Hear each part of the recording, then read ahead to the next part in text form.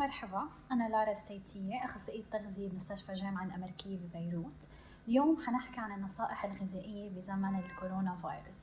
أكيد يمكن أنتم متوقعين لكم لازم تاكلوا هيدا النوع من الأكل أو تركزوا على هالأنواع من الفيتامينات أو المعادن أو نجيب هيدا المكمل الغذائي. بس أنا اللي بدي شدد عليه وأكد عليه إنه ما في أي طعام مضمون إنه يحمينا من الكورونا فيروس. بعد الوسيلة الوحيدة لتجنب العدوى هي إنه نكون عم نغسل إيدينا كتير منيح، والإرشادات العامة بتوصي إنه نحن نتبع نمط حياة صحية وسليمة يلي بتحاول وبتساعد إنه نعزز المناعة، بس مش إنه هيدا الشيء حيقوي لنا مناعتنا ويحمينا من الكورونا فيروس. شو هو النمط الصحي السليم يلي نحن بننصح فيه؟ أول شيء لازم نتبع نظام غذائي متوازن يلي بيتضمن جميع العناصر الغذائية. منها أول شيء عنا الخضرة والفواكه اللي هي غنية بالفيتامينات، بالمعادن، بمضادات الأكسدة. من الأهم شيء إنه نحن ننوع بمصادرنا من الخضرة والفواكه لنستفيد من جميع الفيتامينات والمعادن الموجودة بالخضرة والفواكه. وأهم شيء ما نلجأ لحبوب الفيتامينات والمعادن، لأنه نحن فينا نأمن حاجاتنا من الأكل إلا إذا أكيد كان عنا نقص بإحدى الفيتامينات. هون أكيد ساعتها بدنا نستعين بالطبيب ليعطينا الدواء المناسب. بس دراسات فرجت إنه الحبوب الفيتامينات أو المعادن ما إلها لزوم وما بتقوي المناعة إذا نحن أخذناها زيادة عن الأكل. تاني نقطة لازم نزيدها بالنظام الغذائي هو إنه ندخل مصدر بروتين على كل وجبة. البروتين يعني موجود بالبيض، بالحليب ومشتقاته، باللحمة، بالدجاج، بالسمك. أكيد من المهم إنه ننقي المصادر الصحية، يعني كل شيء يكون بدون دسم أو بيكون نص دسم، أو حتى مثلا لحمة تكون هبرة، دجاج وسمك يكونوا بدون جلدة. ثالث نقطة من المهم إنه نكون عم نشرب مي كتير منيح. بدنا نشرب تقريبا 1.5 لتر للترين مي بالنهار، إلا إذا أكيد كان عنا عامل صحي ما بنقدر نشرب هالكمية من المي. لازم أكيد ندخل المصادر النشويات الصحية اللي هي غنية بالألياف، مثل الخبز الأسمر، الرز الأسمر، الحبوب كحمص، فول، عدس، لأنه الألياف الموجودة بهيدي النشويات بتحافظ على صحة جهاز الهضمي اللي عنا إياه. وبالتالي لما يكون عنا جهاز هضمي صحي وسليم، هيدا الشيء كمان بيساعد إنه يعزز المناعة اللي عنا. غير الأكل أكيد في عنا عوامل أخرى بتساعد إنه تعزز المناعة، ومنها أكيد بتعرفوا أهمية الرياضة لكل أنواع الأمراض ولا تعزيز المناعة.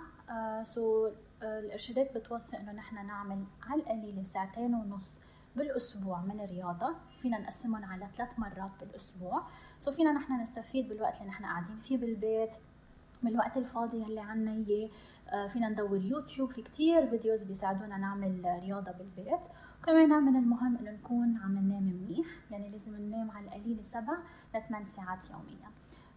هالإرشادات كتير بتساعد إنه تعزز المناعة، بس مش برجع بكرر مش إنه حتقوي المناعة، لأنه نحن مناعتنا أوريدي هي بتتكون بأول فترة من حياتنا، أول كم سنة. هول المأكولات ما في شيء مزبوط لما تسمعوا إنه هيدا حيقوي المناعة وحيحميك من الأمراض والجراثيم.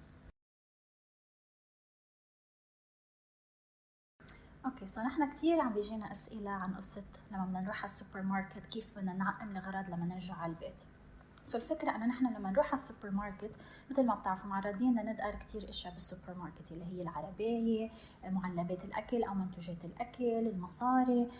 اهم نصيحة بنعطيها نحن انه نجرب قد ما فينا ما ندقر ايدنا على وجهنا لنتفادى انه ننقل العدوى ان كيس كانت موجودة الفيروس على الاسطح، لانه مثل ما عم نسمع انه الفيروس عم تقدر تعيش من تقريبا كذا ساعة ل9 ايام على الاسطح. اهم شيء نتجنب انه ندقر ايدنا على وجهنا.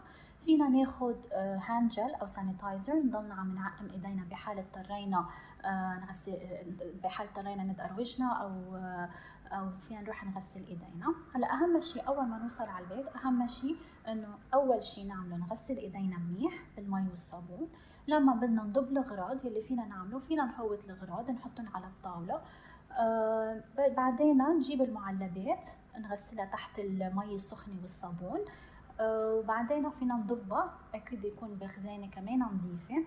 هلا بحال نحن عارفين انه ما حنستعمل هالمعلبات خلال اكثر من اسبوع، فينا ما نغسلها، لانه دراسات مثل ما قلت عم بتفرجي انه الفيروس عم بيعيش up to 9 ايام. بس ان كيس بدنا نستعمل هالمعلبات قريبا، فينا نغسلها بالمي والصابون. نرجع أهم شيء نضبها، وأكيد كل شيء خضرة وفواكه بدنا نغسلهم بالمي النظيفة وبدنا نعقمهم بالطريقة اللي حقولها هلأ، يلي هن لترين مي للشرب مع كوب خل وملعقة كبيرة ملح، ننقعهم لمدة 3 ساعة. وفينا نرجع بهالطريقة بنكون عقمناهم وتأكدنا إنه ما في أي جراثيم أو بكتيريا أو فيروس بقلبهم. هلأ لما نخلص ضب الأغراض من المهم أكيد ننظف الطاولة منيح. فينا ننظفها بالمي والصابون لنتأكد إنه ما في شيء وسخ عن الطاولة. نرجع فينا نعقمها. فينا نحن نعمل خلطة التعقيم اللي هي لتر مي مع ملعقة كبيرة كلوروكس. فينا ندوبها بالمي، نرش، فينا نحطها بقنينة سبراي، نرش الطاولة، نترك المسحوق لمدة 10 دقايق على الطاولة، نرجع نمسح الطاولة بمنشفة نظيفة أو بصابون. بهالطريقة بنكون نحن تأكدنا إنه الطاولة نظفناها وعقمناها منيح. Thank you.